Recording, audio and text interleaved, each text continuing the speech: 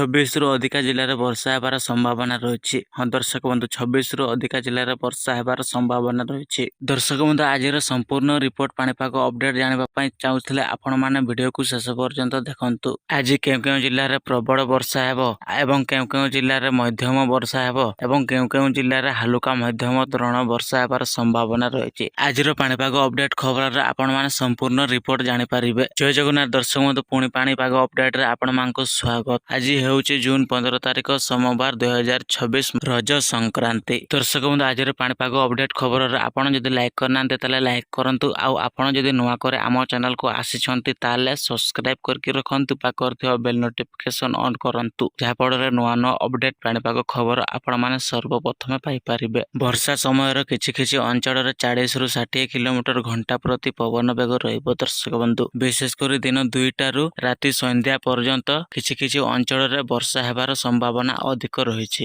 ଦର୍ଶକ ବନ୍ଧୁ ଆଜିର ପାଣିପାଗ ଅପଡେଟ୍ରେ ଆପଣମାନେ ସମସ୍ତେ ଭିଡିଓକୁ ଲାଇକ୍ କରନ୍ତୁ। ତା ସହ ଯେଉଁମାନେ ଆମ ପାଣିପାଗ ଅପଡେଟ୍କୁ ନୂଆ କରି ଦେଖୁଛନ୍ତି ସେମାନେ ଭିଡିଓକୁ ଗୋଟେ ଲାଇକ୍ କରନ୍ତୁ। ଚ୍ୟାନେଲ ଯଦି ସବସ୍କ୍ରାଇବ କରିନାହାନ୍ତି ତାହେଲେ ସବସ୍କ୍ରାଇବ କରିକି ରଖନ୍ତୁ, ପାଖରେ ଥିବା ବେଲ୍ ନୋଟିଫିକେସନ ଅନ୍ କରନ୍ତୁ, ଯାହାଫଳରେ ଆପଣମାନେ ସବୁଦିନ ନୂଆ ନୂଆ ଅପଡେଟ୍ ପାଣିପାଗ ଖବର ଆପଣମାନେ ପାଇପାରିବେ। ଦର୍ଶକ ବନ୍ଧୁ ଆପଣମାନେ ପାଣିପାଗ ଅପଡେଟ୍ ଖବର ଜାଣିବା ସହ ଆପଣଙ୍କର ବନ୍ଧୁ କିମ୍ବା ଆପଣଙ୍କର ଚାଷୀ ଭାଇ ଭଉଣୀ ମାନଙ୍କ ପାଖକୁ ନିହାତି ଭାବରେ ସେୟାର କରନ୍ତୁ, କାହିଁକି ନା ଚାଷୀ ମାନଙ୍କ ପାଇଁ ପାଣିପାଗ ଅପଡେଟ୍ ଖବର ଜାଣିବା ପାଇଁ ନିହାତି ଜରୁରୀ। ଆସନ୍ତୁ ଜାଣିବା ହାଲୁକା ବର୍ଷା ଏବଂ ମେଘୁଆ ପାଗ କେଉଁ କେଉଁ ଜିଲ୍ଲା ମାନଙ୍କରେ ରହିବ। ବାଲେଶ୍ୱର, ଭଦ୍ରକ, ଯାଜପୁର, କେନ୍ଦ୍ରାପଡ଼ା, ଜଗତସିଂହପୁର, ପୁରୀ, ସମ୍ବଲପୁର, ଝାରସୁଗୁଡ଼ା, ଦେବଗଡ଼, ସୁବର୍ଣ୍ଣପୁର, ବରଗଡ଼। ଏବେ ବର୍ତ୍ତମାନ ଜାଣିବା ମଧ୍ୟମ ବର୍ଷା କେଉଁ ଜିଲ୍ଲା ମାନଙ୍କରେ ହେବ। ଗଞ୍ଜାମ, ନୂଆପଡ଼ା, ବଲାଙ୍ଗୀର, ବୌଦ୍ଧ, ନୟାଗଡ଼, ଖୋର୍ଦ୍ଧା, କଟକ, ଅନୁଗୁଳ, ଢେଙ୍କାନାଳ, ସୁନ୍ଦରଗଡ଼, କେନ୍ଦୁଝର, ମୟୂରଭଞ୍ଜ। ଦର୍ଶକ ବନ୍ଧୁ ଦକ୍ଷିଣ ପଶ୍ଚିମ ଓଡ଼ିଶାରେ ଅଧିକ ବର୍ଷା ହେବାର ସମ୍ଭାବନା ରହିଛି। ତା ସହ ଆଜି କେଉଁ ଜିଲ୍ଲା ମାନଙ୍କରେ ପ୍ରବଳ ବର୍ଷା ହେବ ଆସନ୍ତୁ ନଜର ପକେଇବା।